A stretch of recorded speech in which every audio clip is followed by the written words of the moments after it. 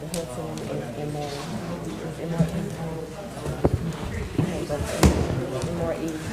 I have both. No, I just have both of them. Just in case.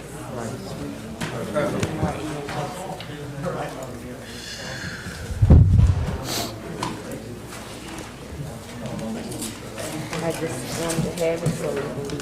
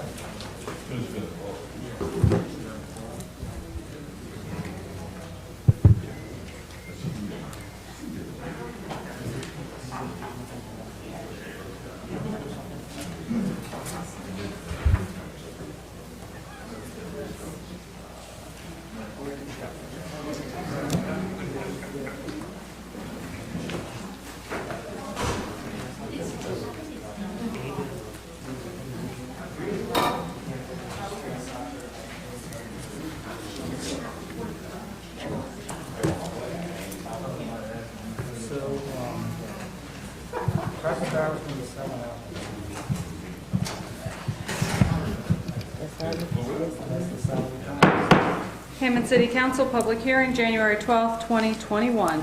Roll call, please. Councilman Andrews. Present. Councilman DiVittorio. Present. Councilwoman Gonzalez. Present. Councilman Wells. Present. Councilman Leon. Present. Now for our election, before we get to that, I just wanted to, I think I've been pretty clear, I'm pretty happy to move over to another seat and have another council member take over the presidency. But before we get to that, I just want to take an opportunity to thank Tanya, our council clerk, who does a fabulous job, and for 2 years as being council president, she's kept us in order, and she does a very good job, and sometimes it can be very stressful. So I just wanted to publicly recognize Tanya for doing such a great job, and I know she'll continue to do such a great job. Thank you. All right. I'd like to nominate Kip Andrews as president. Second.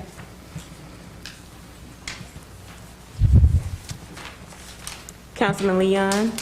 Aye. Councilwoman Gonzalez. Aye. Councilman DiVittorio. Aye. Councilman Wells.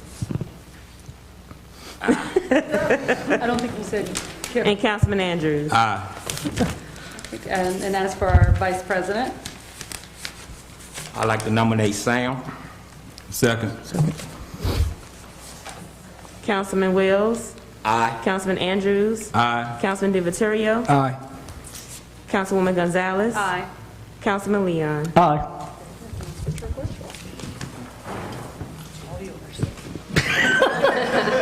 I mean, let's be in a hurry now, you know?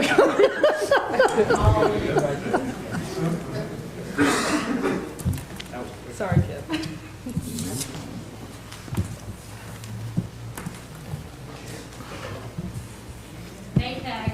Name tag.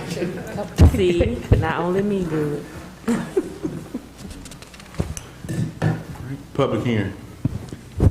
Public hearing number 1, an ordinance to annex 16.889 acres requested by Hudson Industrial Park, LLC, located at the northeast corner of Industrial Park Road and Shelton Road in accordance with survey by George D. Sullivan, zone as IL, and to be placed in City Council District Number 1, Z 2020-09-0086. Recommended approval by Zoning Commission. Tracy Shalacy. Happy New Year.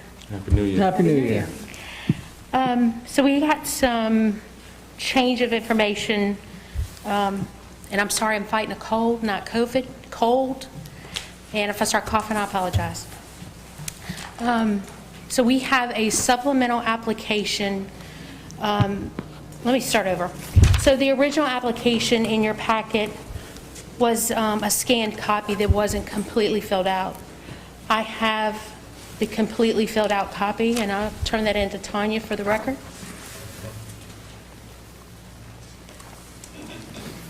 Since the introduction, there's been change of ownership on this property. So I have another application that's a supplemental application to the original, and a revised annexation petition that's required by the Registrar of Voters with the new signature of the new owner, which is MREHLA LLC. And I think you guys have that information as well. And I want to give this to Tanya.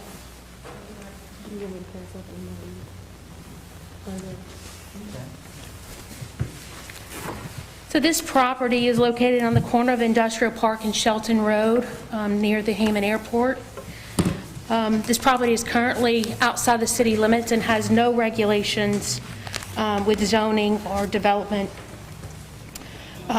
This property owner, the current property owner, also wants to annex and zone it with the property that's adjacent to this that was recently rezoned to IL, that they also currently own. If you look at your zoning map, you can see some adjacent zoning classifications. Try to flip through here and find it for you. One property on the south side of industrial is zoned heavy industrial, and there's a commercial highway all to the south of this property. To the west is going to be the airport property. To the east is also outside the city limits. And to the north is a recent rezoning that was approved. This property is approximately 17 acres. And there's a major lateral that runs through the property.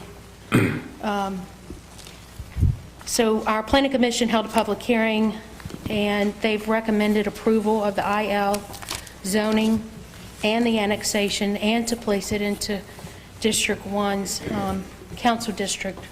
Is this a 17 acres they're going to put the pond on, or? Okay, So, all right, excellent. the previous annexation had several conditions, and that site kind of works with this site. The only thing that we've seen on the site plan is going to be a detention pond and a small employee parking area. So yes, to answer your question, yes. So they updated that to add a small parking lot to it. No, it's always been that way. Majority of it, it's north of the major lateral, is going to be the detention pond. To the south, there's nothing proposed to the south of that canal.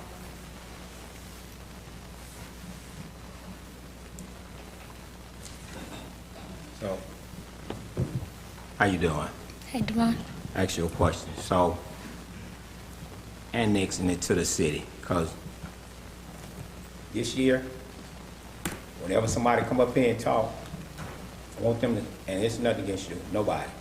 I need them to explain it to me as if I'm 10 years old, because this is what's going on. I see you study passing out paperwork, and in the process of passing out paperwork, it's so much I'm lost about the first 2 years, and it's so much that go over my head that I don't know.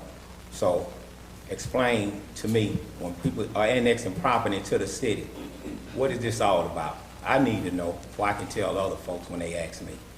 I appreciate that. We'll help you with any questions you have, any process of the way, and you know where my office is. Yeah. So currently, it's outside the city limits, so they don't pay city taxes. They don't have, this property doesn't have any development on it, so there's no water and sewer. But the city, once you annex the property in, you designate the zoning, the council district that it's in, and zoning, council district, and actually annex it into the property. So your city limits actually changes based on legal descriptions, based on a survey that you have. Once the property comes in, then it's under our regulations. We can govern it. We issue any kind of permits, water, sewer. Like I said, the city has zoning, so there's regulations for zoning.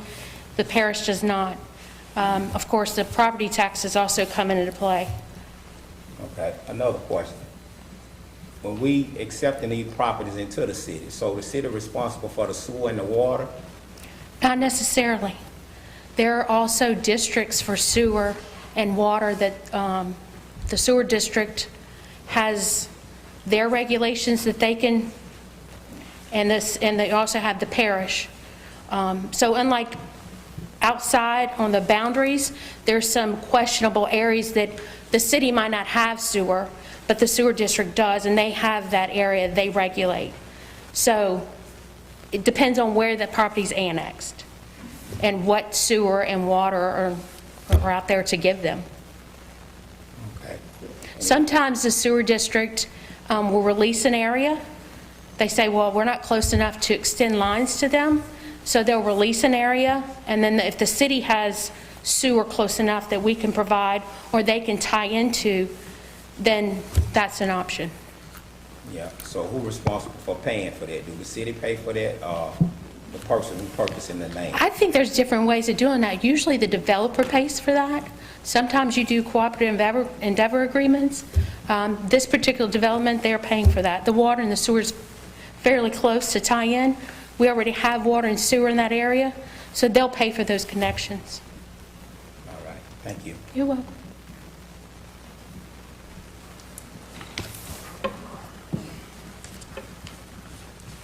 Any other question from the council? I believe you guys also have some conditions. Do you want to revise the agenda with the new owner's name, or? Well, I think what we have to make mention of is that the ownership has changed. So when it comes time to vote on the ordinance, you need to make mention of that. Also, in keeping with the previous public comment and sentiments raised by the council, we were suggesting that there be conditions placed on this property that's similar to what is the conditions on the adjoining property. We know that the current owner intends to use this piece being annexed as part of his other development. So what we tried to do was blend in those conditional uses on the adjoining property to this property, because this property really needs to stand alone insofar as conditions. It could be put into a parcel together. That might be something the owner does, but that would be up to the owner in discussions with the city. So what we've done is we've then blended those conditions that we think would be applicable to this piece, because it's not exactly the same as the conditions on the other piece. I sent that out to the council earlier for you all to look at, to review, to see if you had questions. So for the public, what this is it would be an annexation into the city, into Council District 1. It would be zoned IL, light industrial, with several conditions. Those conditions include that only distributions allowed on the property, no manufacturing, no sterilization activities, no use of ethylene oxide, its analogs and substitutes, which would be prohibited. All ingress and egress to and from the properties on Industrial Park Road only, except for emergencies. The property must be developed to allow vehicles and vehicles used in distribution to be staged on the property and not on public streets. Freight vehicles are not allowed to travel east of Industrial Park Road onto Shelton Road. Shelton Road is the adjoining road on this property, except for emergencies. And Industrial Park Road would be the primary route of travel to and from the property. There would not less than a 100-foot buffer or green belt from the edge of the parking in any parking on the property to public streets. The owners shall install fencing and/or berms to secure the property to mitigate noise and to avoid negative drainage impacts such as damming. Any lighting on the property would be shrouded, no closer than 100 feet. And then the site plan would be required to include landscaping by a design landscape architect, create a buffer green belt of Class A native trees and shrubbery, to maintain as many live oak trees as possible, to design a retention pond for a natural look and landscape its edges to prevent erosion and provide fountains for aerating the pond, to clean up the edges of Seltzer Creek and provide landscaping maintenance, and to underbrush wooded areas south of the canal and provide landscaping maintenance. It's also that this property may be used in conjunction with any approved development for the adjoining property. So you're not saying you only can use the property for these things. What you're saying is those are allowed uses, but you're also allowing this property to be used in conjunction with any development on the adjoining property. That was the subject to the previous rezoning. They've still got to meet all requirements of the UDC, the FAA, code and ordinances. And again, this applies not just to this current owner or user, but any other future owner or future user or future development or redevelopment of the property. These conditions would apply. So that's what's being proposed. So when it comes time to consider to vote on this, then you'd want to make reference to what I call the amended ordinance that I just read out loud to you, and also be clear that the ownership is changed to MRE HLA LLC.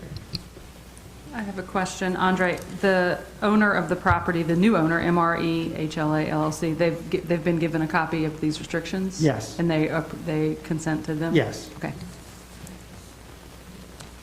So, I got a question. So in the process, the owners have a copy of this here. Do the people that, whoever stay next to the area, they also got a copy of this here? I don't know if somebody, I really don't know what it says. The airport's across the street from it, the airport. Uh-huh. It's on that far corner, so really there's vacant pieces of land on Oh, both so nobody sides. around? Yeah, not really. Mhm. Okay.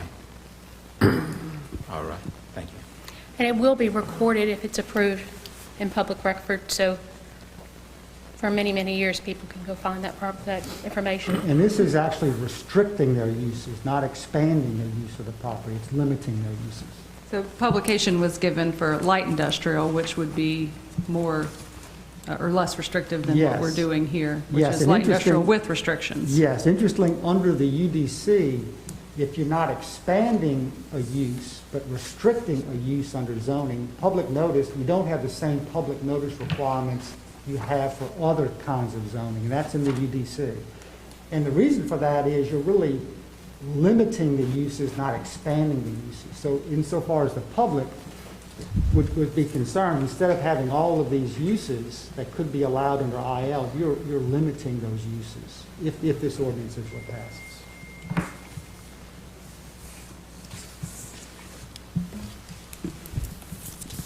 So I also want to make note that you have some additional information that was also provided to you in the other zoning requests to the north. Those also applied to this property, FAA regulations, and some letters from the planning, Dover Cole and Associates. So I just want to make sure you saw that information. Is there anyone from the public like to speak on this matter?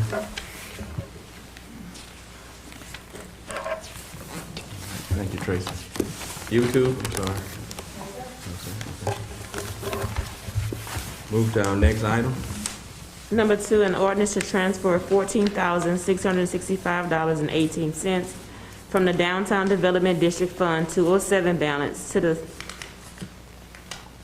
couldn't see it, To the line item of sidewalk improvements within the DDD Fund 2077510-570302. Lacey Landry. Chelsea could not be here tonight. She did present this at the last meeting during the introduction. So your first attachment is the outline of the new sidewalk that's proposed along with potential landscaping. If you recall, this is a three-way split between, first, the private owner of this business, who is STOA, second, the City of Hammond, and third, the DDD. So it is a three-way split of costs for these improvements. The DDD board has already approved their contribution of this, but they suggested that that come from their reserve, their general fund balance, which means that the budget ordinance has to come before the city council for approval. So their board has already approved contributing their share, which is $14,665.18, and what we were asking for the council's approval tonight.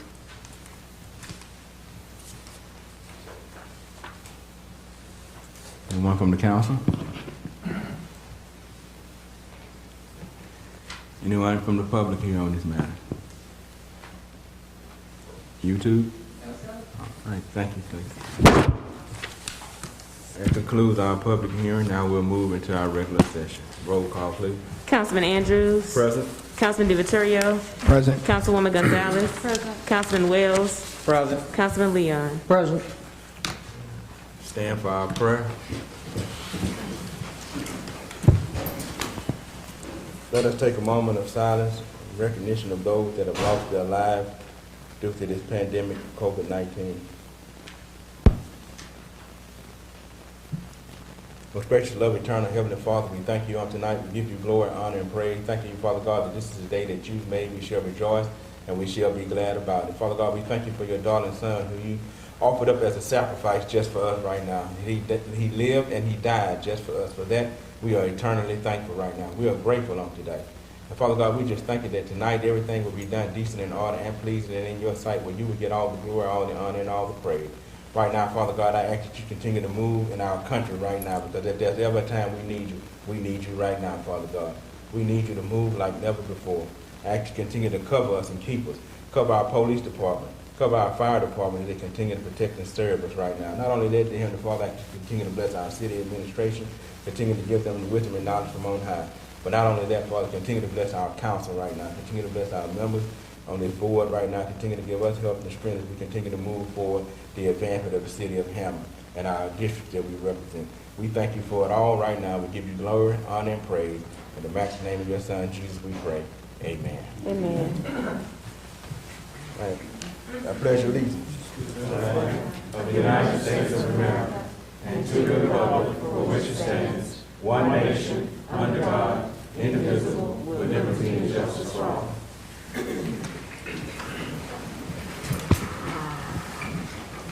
Now we'll move right into council reports. Are there any council reports?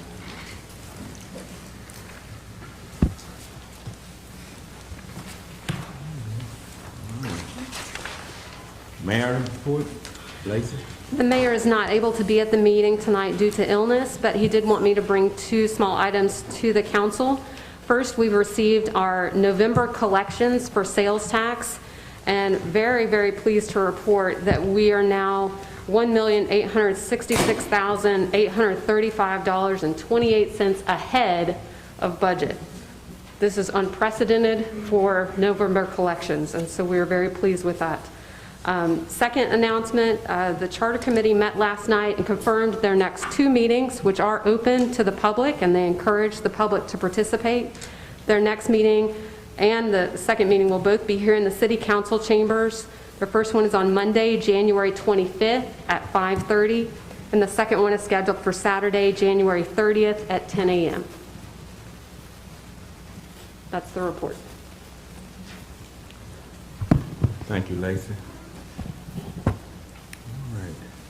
Could I get a motion to approve our December 22nd, 2020 minutes from our meeting? Make a motion to approve.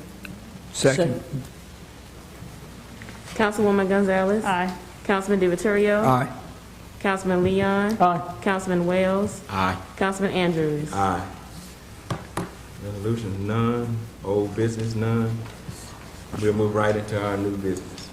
Number one, a resolution to approve the tax exemption application number 201-90323, ITE for Pratt Delta Container, that was approved by the Board of Commerce and Industry on November 13, 2020. Mr. Ruben Rango. I'll start with just a quick overview, and then Mr. Rubin's going to jump up here. We did have the opportunity to meet with them last week, and I know I forwarded that information to the council. I think the key things to note about this project is, number one, first and foremost, this is an addition of 51 jobs to our Hammond community. Second, I think we're also going to see a huge value in the company and in their investment, in their equipment. It's important to note that in the ITEP program, which is a state incentive program, that we are not abating the equipment inventory tax or the revenue that comes from that. So this is an 80% exemption of the property taxes only. And if you'll note that on the spreadsheet that they provided to us, and that's also attached to the agenda, I think that footnote number 5 is probably one of the most telling. and Ruben, I'm sure will go into more detail about this, but currently we receive $580 in annual property taxes for the 4 parcels where this company is located. In the first year alone, even with the tax abatement of some of the property taxes, we will still be collecting $8,447.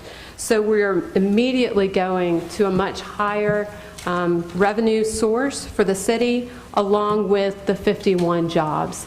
And I know we've got some Delta representatives here tonight that may want to start and just kind of go over briefly what the company does and what they'll be doing at our Hammond location.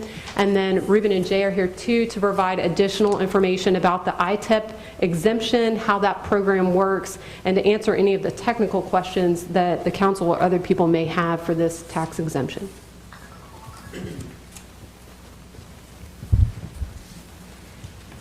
Good evening. Please state your name and your address. Yes, my name is Tanya Morrell, and I currently live in Mandeville, Louisiana, 104 Concord Place.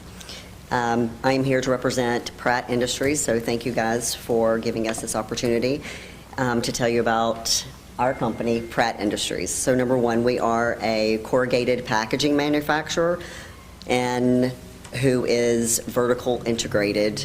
And so actually what that means is, in simple terms, we manufacture boxes. We manufacture 100% recycled boxes. We own our own pulp and paper mills, and the facility that we have here in Hammond, we are a sheet plant that actually makes the boxes. We were formerly in New Orleans, and we needed to get out because we needed to grow. We were landlocked logistically, every way imaginable. We were there for close to 50 years.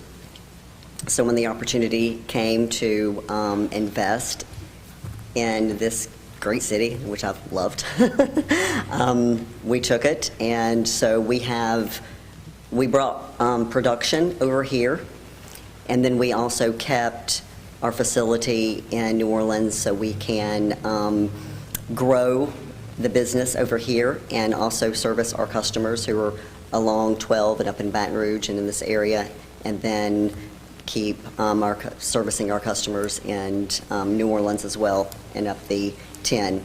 So yes, I will echo, we have 51 employees.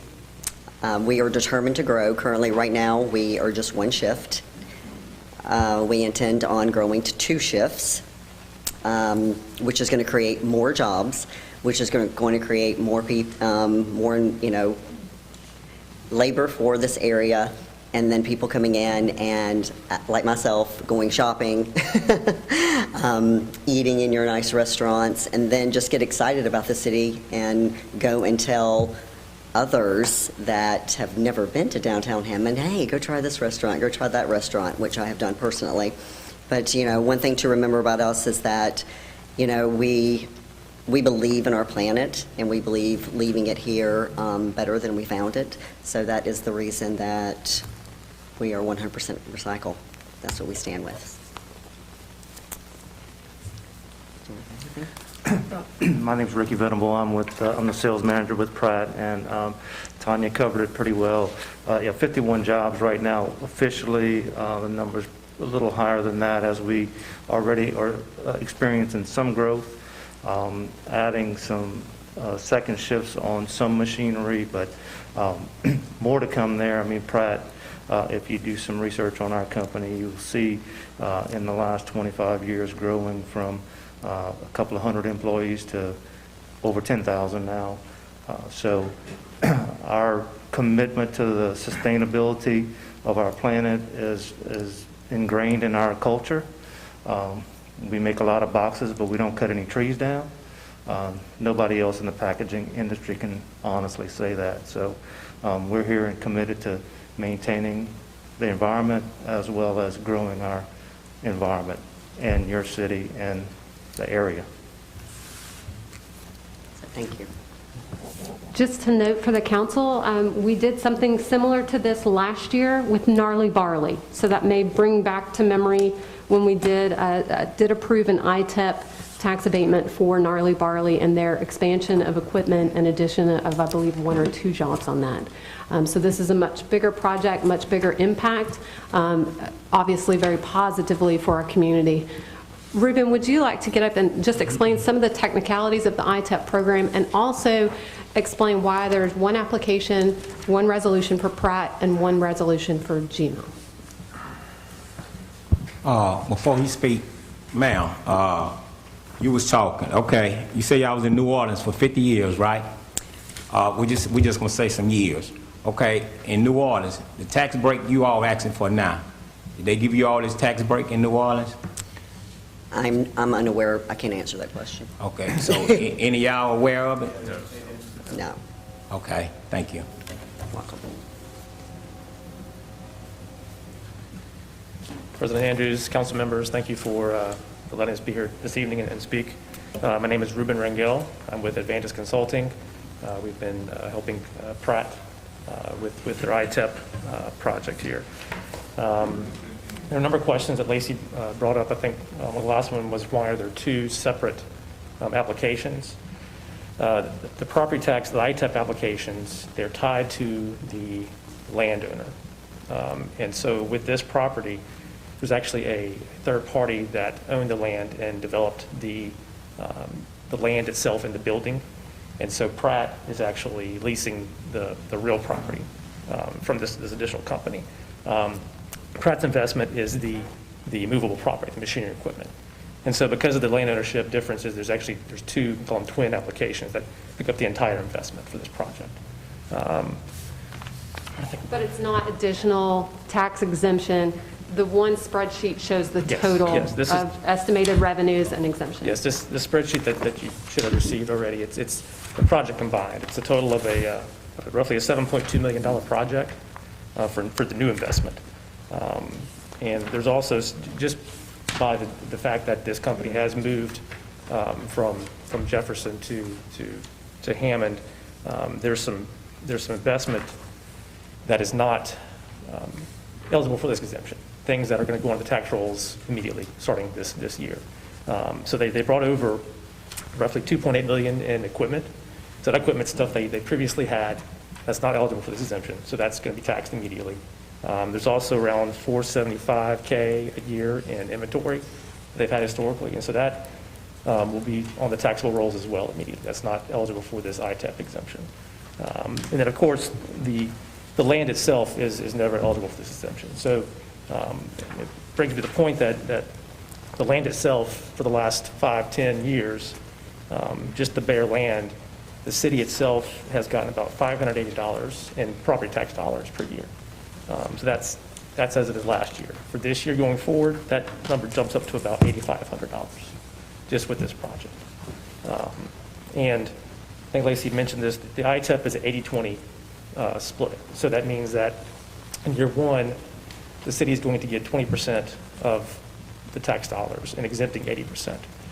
That exemption is over 10 years. So once you hit year 10, all those assets go back to the tax rolls, right? So this exemption is kind of capped in a way. I know there's a lot of colors and all the lines on the spreadsheet. It's a number I just want to point out. So, and this is just for the city millage, strictly for the dollars the city will be collecting. We're estimating around $151,000 over a 10-year period is what you're exempting. But once that 10-year passes, those assets go to the taxable rolls, right? So there's a bit of a break even if you look at it with how much over 10 years you're exempting versus how much past 10 years you'll actually be collecting on this property. And that break even is roughly around year 14 or 15. Right, so just considering property taxes, no other ancillary taxes from sales tax or taxes from employees that are moving to the area and buying property, just straight up income, inventory, property taxes, you're by year 14 and 15, you're collecting more than what you've exempted going forward. So that's a lot here. If there's any specific questions on this colorful spreadsheet, I'd be happy to answer. Ruben, would you also indicate who has already maybe approved the exemption within our parish? Because this does go to different taxing entities within the parish. Yeah, so that's a good point about this new ITEP, Industrial Tax Exemption Program, the new world we're in. Once it's approved at the state level, it gets pushed down to the locals. And for this property, we've been before the school board been approved, we've been before the parish council been approved, and the sheriff has approved. And so you're the fourth entity that's involved with this local approval level. So, ask you a question. Yes, sir. Okay, I heard you say you done went before the school board. So Yes, the sir. school board approved of what you're asking for? Yes, sir. Okay, because this is what I done found out. And it's nothing against, it's nothing about you. We approved Marley Barley, and the school board didn't approve them. And so, all of us need to be on the same page. We started sitting here giving tax break, and I want to ask, and I don't even know, we're going to learn this here this year, I know this. In the process of giving a tax break for 10 years, can we do a tax break for 5 years, or it just got to be 10 years? Good question. Okay, so these applications were under a set of rules that were established in 2018. You have two options. It has to, if you either approve or you disapprove. Now, the option you can approve or disapprove is this 80-20 split. It has to be 80-20. It can't be anything different. Now, what is in play is that you have this contract, it's a 10-year contract, but there's a mid-year or 5 years in, you get to consider a renewal. So it's a 5 and 5 for a total of 10. So in theory, you do have the option of 2 5-year approvals or disapprovals, but this actual set of rules and regulations these projects are under, your only options are yes or no on an 80-20 set standard split. Okay, so, and you're going to have to explain it to me again, and you might have to keep doing it until I catch it. That's fine. So I heard you say the 5 years, and I heard you say the 10 years. Yes, sir. So explain the 5 years back to me. It's a 10-year contract technically, but at year 5, it's a bit of a, let's check in the middle of this contract, since it's still on contract, let's make sure that everybody's doing what they're supposed to do. Let's make sure that they've met the requirements and that they're still in good standing. And it's just a halfway through the 10-year contract that you can actually approve or disapprove a 5-year renewal. So the last 6 months into this first 5 years, we'll have to file another request to the state. It'll go before the state board, and then if approved, they'll come back to you again in 5 years to see, do you want to continue this for 5 years, et cetera. So you will have an option of reconsidering this contract halfway through it. All right. At year 5. Thank you. Yes, sir.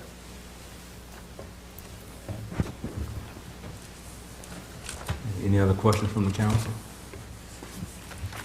Is anyone else in the public here on this matter? YouTube?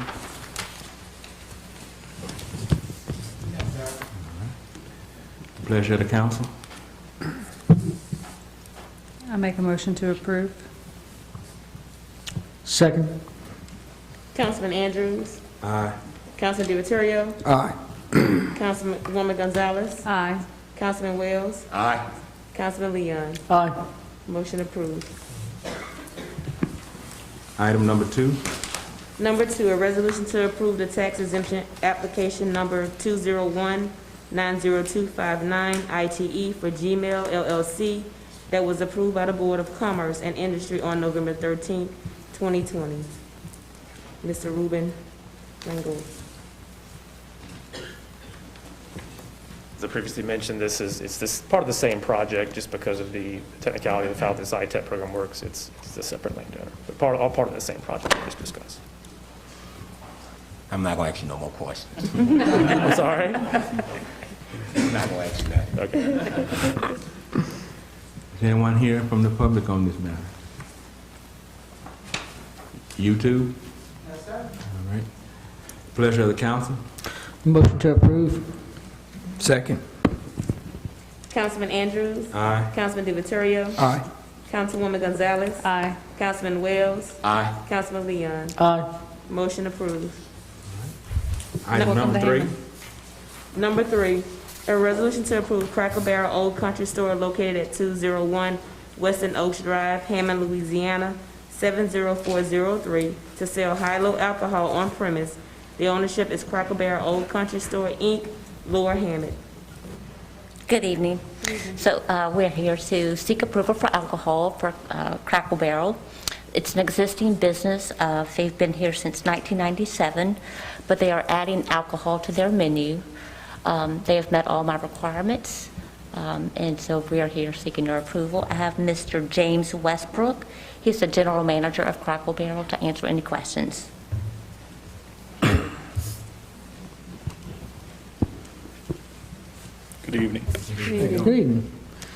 James, let me ask you something. Is this something that all of the franchise are moving towards, or Yes. is this something that just the Hammond Cracker Barrel is doing? No, it's going to be company-wide. They tested it in Florida as well as Tennessee, and we're just moving along with the process of going company-wide.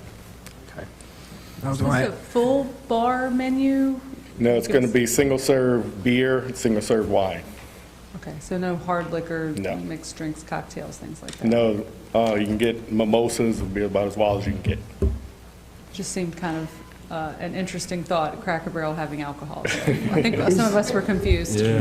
Is there going to be, and I'm just curious, because again, it's hard for me to associate, Cracker Barrel with alcohol, but is there going to be a beginning time? I mean, can you have your mimosa at 6 a.m. or? We will be serving it with the exception of Sunday, following the parish and city guidelines. So on Sundays, it'll be 11 a.m. The other days, it'll be 6 a.m. if the guests choose. Okay. Yeah, that was the same question I was asked when I read it. I hadn't seen a Cracker Barrel that had that, so I was it was interesting. Yes.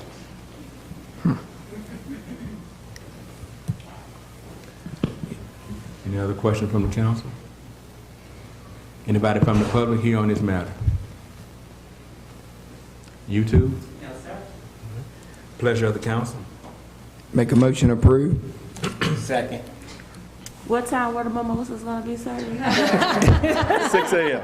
Okay. Now, Councilman Andrews, Oh, you got the time? Aye. Councilman DiViterio. Aye. Councilwoman Gonzalez. Aye. Councilman Wells. Aye. Councilman Leon. Aye. Motion approved. Thank you. Thank you. Moving on to our next item on the agenda, item number 4. A resolution to approve Spitter Burger located at 201 East Thomas Street, Hammond, Louisiana, 70401, to sell high-low alcohol on premise. The ownership is Spitter Burger LLC, Lower Hammond. Hi, again, so this is another existing business.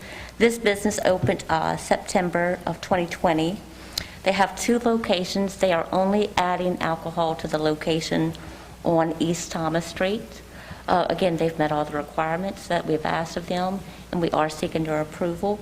I have Mr. Frank DiViterio as their counsel to answer any questions you might have of them. Good afternoon. This is Kind of hoping that the owners would be here, so I could tell them I like their hamburgers, but I'm not going to tell you that. I will pass it along. Okay. It's the Split Burger on the corner right there across from Red, White, and Brew and next to Tacos and Beer. And we're just applying for the liquor license. I do get burger and beer. I do get that concept. Thank you. Any questions? Or Sorry. What is located at? it's right there on the corner, across diagonally from Red, White, and Brew, next to Tacos and Beer on the, northwest, northeast side of Thomas. So y'all gonna be serving what type of alcohol? It's gonna be beer, and we're asking for the license for all liquor and everything, but it's mainly gonna be beer. Okay, and y'all gonna be doing the ID check and all of that? We're gonna have everybody will have to have their card, just server cards, and they'll be explained the rules and everything as far as carding and checking IDs. So you gonna be at the door, or somebody else gonna be at the door? It's gonna, me personally? Yeah. Yeah, no, I'm not checking IDs. Okay, thank you, sir. Thank you. And I want to say a statement too. Ms. Laura, ma'am, Yes, sir? I want to thank you, because everybody come to your office always say good things about you. And I truly wish that the city can get you and let you train a lot of more employees for the city. Because honestly, people like you, that what makes me want to stay in the city. And I appreciate everything you do in your position and how you carry yourself. I don't care what goes on, you make everybody feel welcome. And I hope the city, 2021, that you will get an opportunity to train everybody in the city, and they'll know how to start treating people. Because I just want to tell you thank you myself. Thank you very much. And I'll relay that to Mr. Ron, my staff member that helps me with this. Thank you very much. Yes, ma'am. Is there anyone from the public here on this matter? YouTube? Yes, sir. Pleasure of the council. Make a motion to approve. Second. Councilman Andrews. Aye. Councilman DiViterio. Abstain. Councilwoman Gonzalez. Aye. Councilman Wells. Aye. Councilman Leon. Aye. Motion approved. Item number 5 on our agenda. A resolution to reappoint Jennifer White to Hammond Historic District Commission for a 4-year term from January 1st, 2021 to December 31st, 2024. Lacey Landrum. This and the next 3 resolutions that follow are all reappointments to the Hammond Historic District Commission.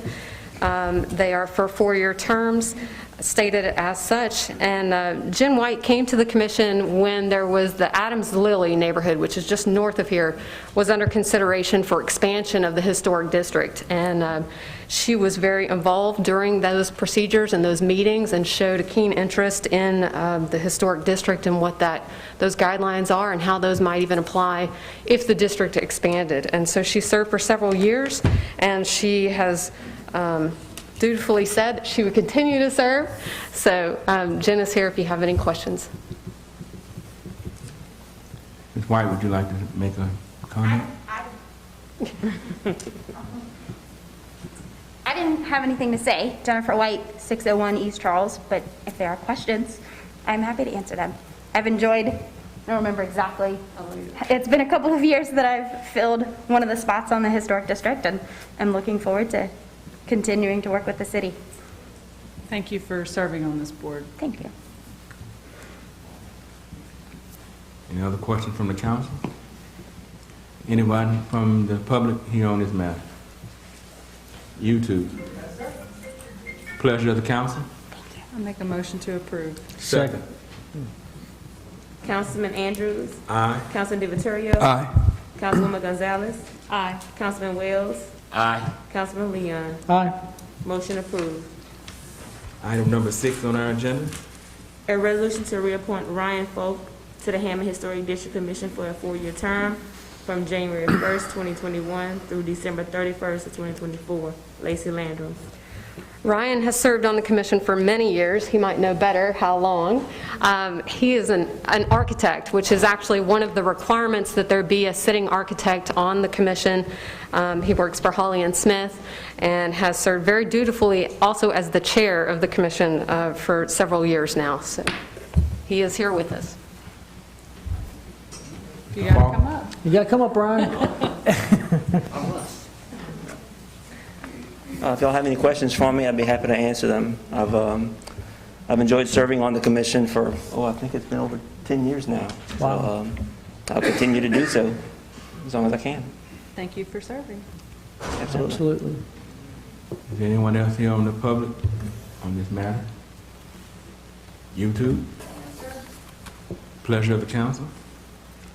Motion to approve. Second. Councilman Andrews. Aye. Councilman DiViterio. Aye. Councilwoman Gonzalez. Aye. Councilman Wells. Aye. Councilman Leon. Aye. Motion approved.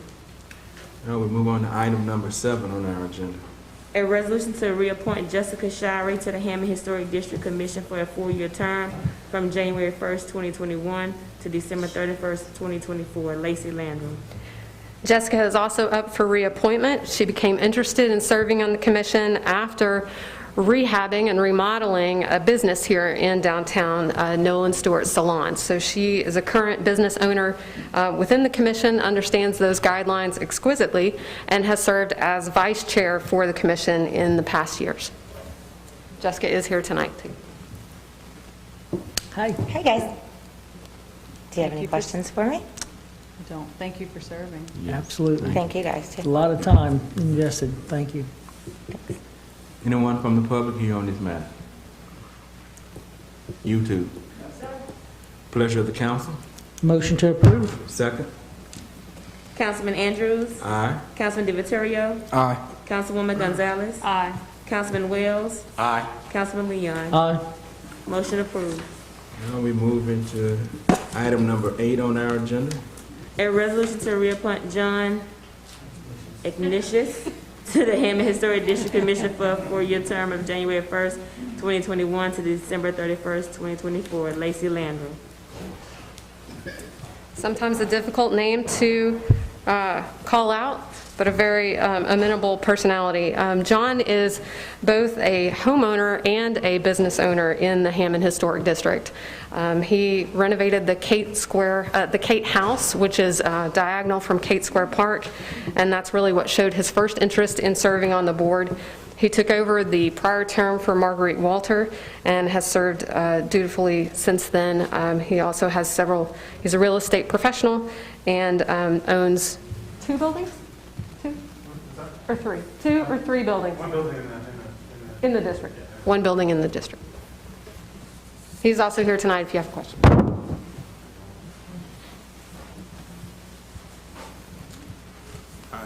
I appreciate serving my first year. It was great. And to see our community doing what it's doing and be able to preserve its uniqueness is pretty awesome. So look forward to hopefully another good term of doing that. So, Thank you for serving, questions? John. Thank you. Appreciate it. Anyone from the public here on this matter? YouTube. Yes, sir. One question. Deborah McQueen, 1002 Magazine Street. How many 4-year terms can they serve consecutively? How many times? There is not a limit on the 4-year terms. Thank you. And I have a question too. Today, I've been receiving quite a few emails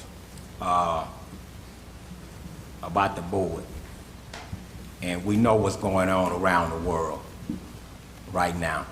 And I've been hearing the word, diversity, and I see the city, and I know the city ain't ready for a change, but we're gonna have to start making change. It's nothing against nobody on the board.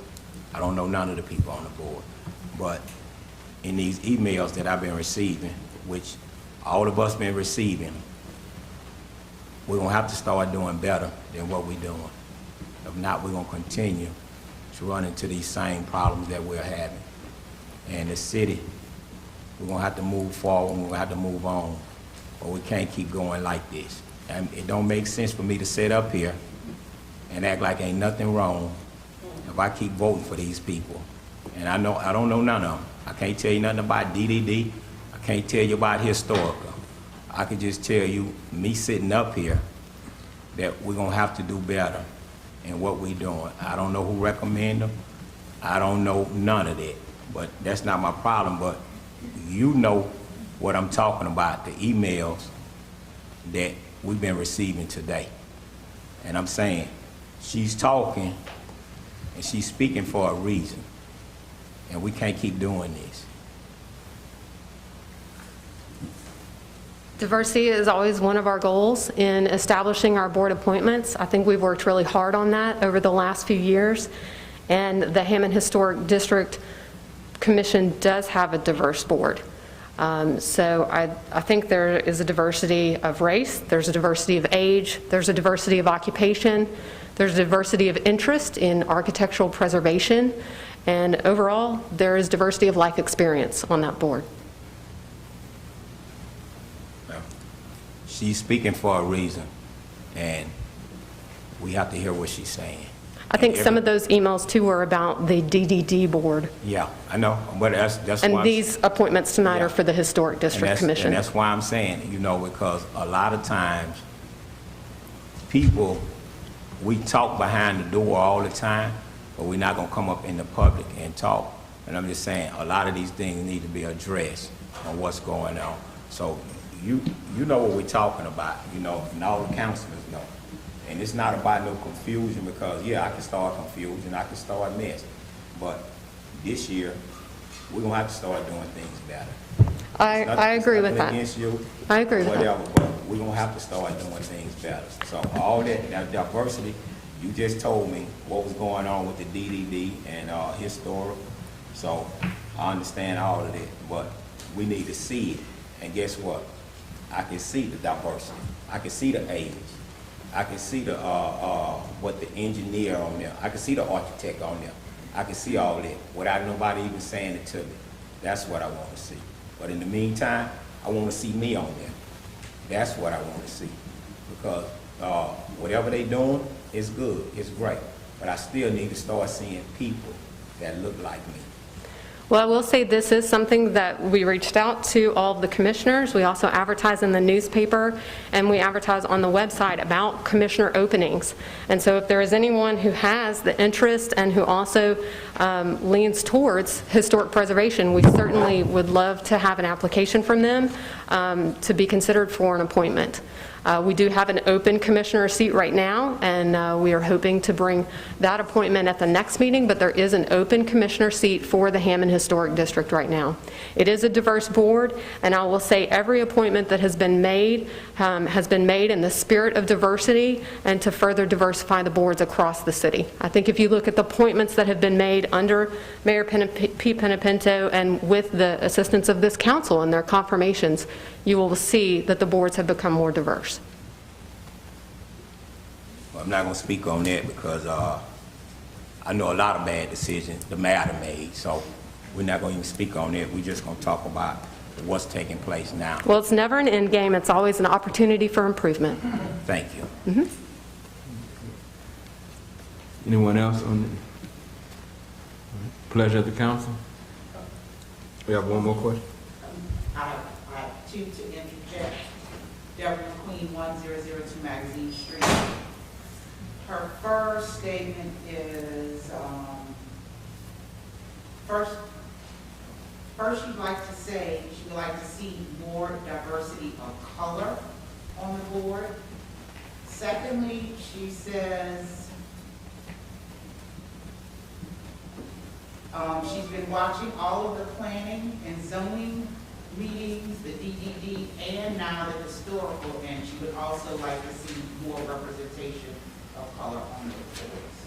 Her final statement was she would like to convey prayers to Councilman Wells and his family for the loss of their family member.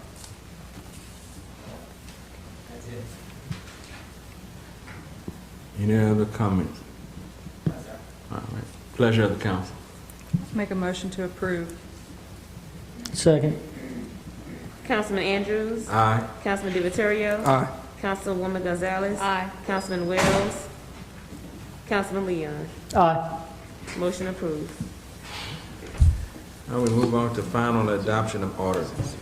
Final adoption of an ordinance to annex 16.889 acres requested by Hudson Industrial Park LLC located at northeast corner of Industrial Park Road and Shelton Road in accordance with survey by George D. Sullivan, zone as IL, and to be placed in City Council District Number 1.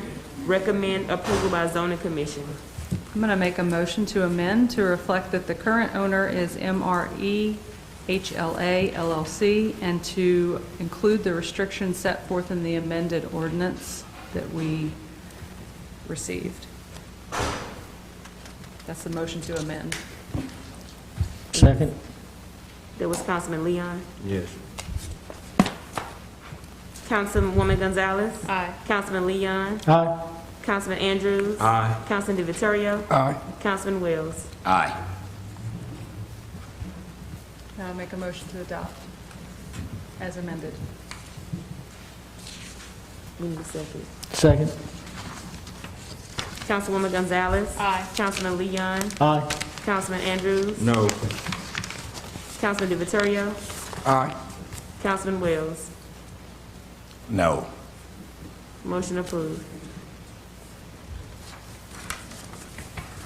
Second item for final adoption of Final adoption of an ordinance to transfer $14,665.18 from the Downtown Development District Fund 207 balance to the line item of sidewalk improvements within the DDD Fund 2077510-570302. Make a motion to adopt. Second. Councilman Andrews. Aye. Councilman DiVittorio. Aye. Councilwoman Gonzalez. Aye. Councilman Wells. No. Councilman Leon. Aye. Motion approved. Next item on our agenda for tonight, introduction of ordinance. Introduction of an ordinance to accept final subdivision plat and construction plans for PS2 major subdivision, 22 single-family lots and green space. Acceptance of dedication of all public improvements in accordance with the final plat by John E., don't want to mess up his name, Bono, as Associates, Inc., and construction drawings by Webb M. Anderson, dated revised 12/23/2020, and acceptance of one-year performance bond in the amount of $428,520, request of Gulf Coast Housing Partnership, Inc., located at 1105 Hewitt Road, Zone RS 11A. Recommend approval, Planning and Zoning Commission. I'm sorry, mine are so long. So this is a major subdivision. What makes it a major subdivision is they're going to be installing streets and all the infrastructure, drainage, water, sewer, and that has to come to you guys for approval. And they're also posting a performance bond. This guarantees the work will be done. If it's not done, we cash this bond in. There's a one-year requirement. Sometimes, depending on weather, they ask for extensions to get that work completed. But this bond ensures that the work will be completed by the property owner, the developer. And so we're asking for you guys to approve the subdivision plat and construction drawings, which have all been reviewed and approved by the Water and Sewer, and we had to hire another review engineer because Chuck Spangler, actually, his office designed these plans, so we couldn't have him review something they designed. So we had to outsource a review engineer to make sure all those plans meet the city specifications. So we've gotten all those approvals. Planning Commission's also reviewed it and has recommended approval. This is going to be for single-family houses. You have the final survey there with a street with a cul-de-sac. That was discussed with Councilman Wells, actually suggested a dead-end street with a cul-de-sac versus a through street. So the traffic wouldn't be, speeding through there, and would actually deter some people going through and encouraging just the homeowners to go down the street. So we've worked hard on this project. Gulf Coast Housing is here tonight. This is for introduction only. We're asking you to vote at the next council meeting on these items. Well, Tracy, this subdivision will be going into District 3? Councilman Wells District, yes. Okay. Yeah. I would really like to table this tonight. Because what's going on, the community, I was talking to people in the community or the district, and they say they didn't really know what was going on, and they don't want it. So I would like to table this tonight until I can get back with the people in the district to let them know what's going on. That's where we can meet with the people together and see what they want to do. Okay, and just so you know, it has met all the regulations according to the zoning.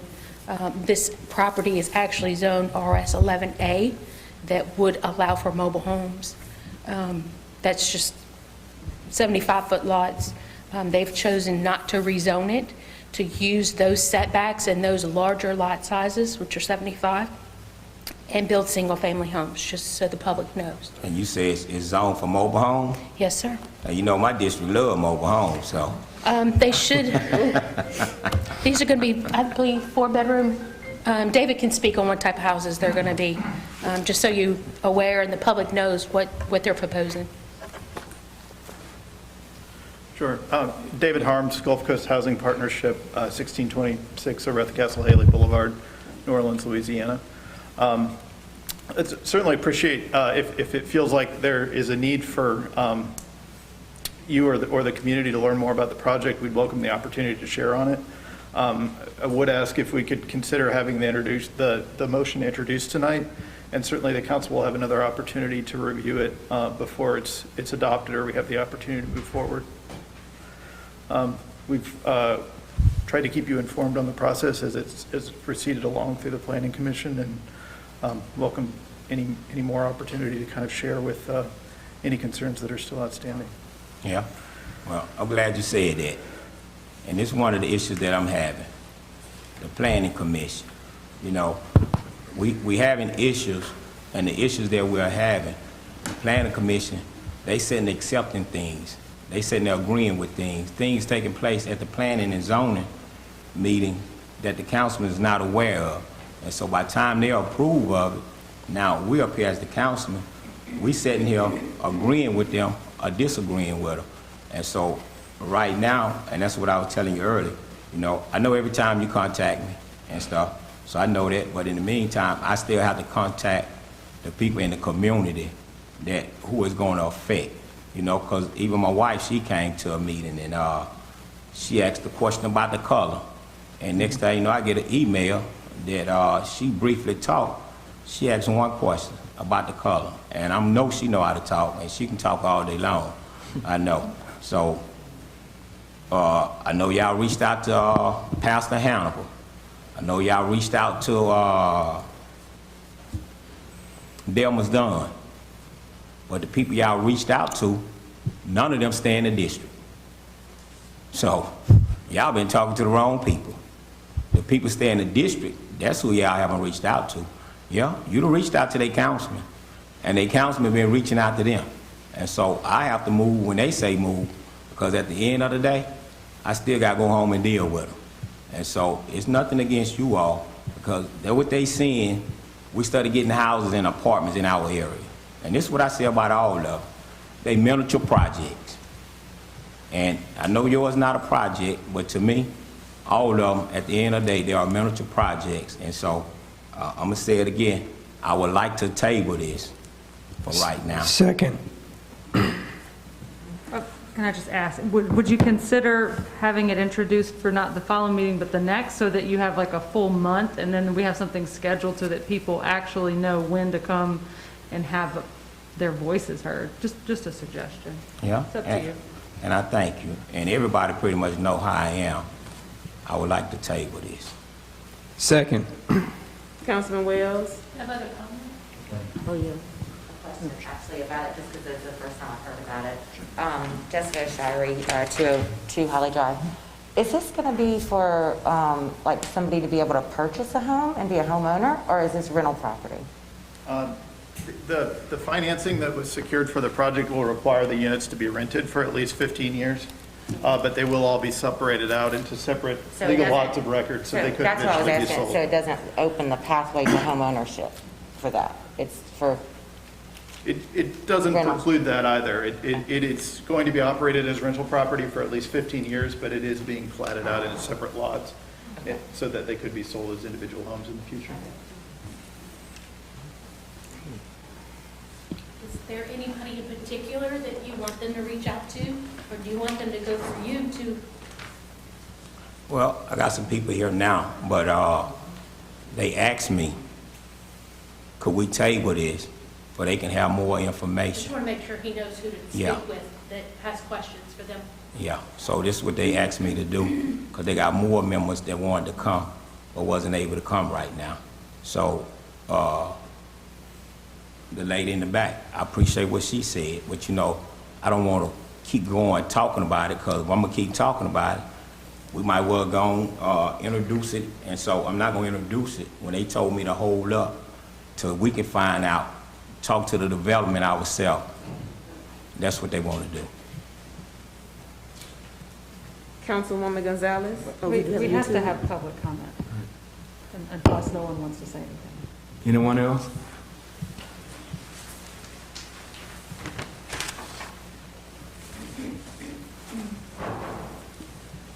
Ronde Wells, 109 Brent Street, Hammond, Louisiana. I do live in that district.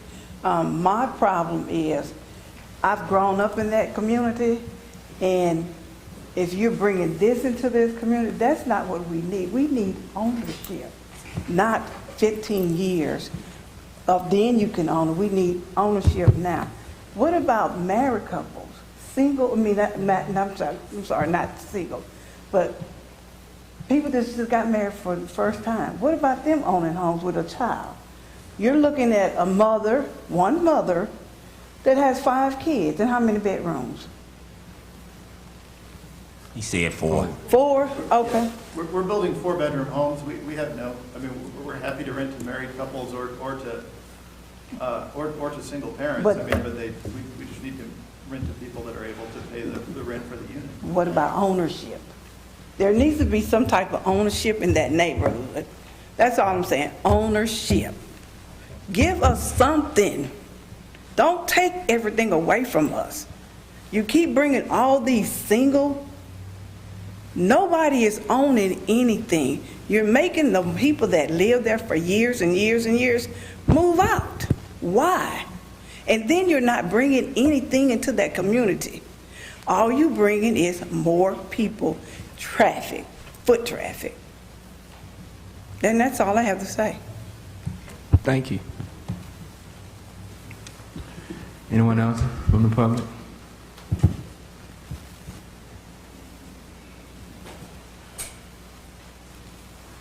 LaRonda Barnado, 204 South Scanlon Street.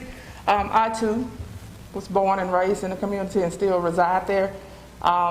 We do need home ownership in that area. For example, the colorful houses on the corner of JW and Phoenix, that's a lot of traffic. And it's drawing the wrong type of crowd. Where we live, there's a park there. And if you have all of these different type of people come into the park who should not be in the park, because all of these communities where they're low-income housing that you all are bringing into our community is drawing the wrong crowd. And people like myself with smaller children, the children can't go play because the wrong people are renting in the area. So if you all could go back to the drawing board and talk to the financier and rewrite it to offer home ownership for, I don't want to cherry pick the people that could live in there, but if they can't afford it, then they shouldn't be there. So if you could think about, put yourself in that community. If you was born and raised there and your main goal is to change the community for the better, would you want to offer low-income housing, for instance, Section 8 or whomever may apply, that's going to bring negativity to our community? We're on the path to get that area back to what it used to be, when we could be in our homes with our doors open and not be afraid that someone is going to walk in. So if you all could put yourselves in our feet, in our shoes, and think about home ownership. It can be affordable home ownership, but not with the 15-year clause. Do a lease to purchase. Give them an opportunity. Even if they're Section 8, they may be trying to come out of Section 8. But if you offer them something at their level with stipulations and have some rules of what they cannot bring in there, then it will help the rest of us that have gone to school, have an education, that stand within our community to make it better, instead of bringing people outside in, and it's worsening the community. I, for one, do not let my children go outside and play, because it's the wrong type of people that moved into the colorful houses or the blue apartments, and it's attracting the wrong people at the park. So for someone that has lived there for 38 years, I do not agree to what you all are doing. So we're asking you, and we're going to go out and get more people to come, to go back to the drawing board. Just wanted to say something. I did get a housing committee started up. Well, this will be the first year, so hopefully, hopefully you'll see the meetings. We're going to get a date set later this month, and it's a committee we set up to where hopefully we could try to address some of the concerns you brought up just now. and hopefully, make a little difference in there. So, I'm glad you came up and spoke tonight. And when you look at history of the Villa Willows, that was a disaster over there, and that was the same type of 15-year rental market setup. And that was in a parish right outside the city, but it's still the same deal.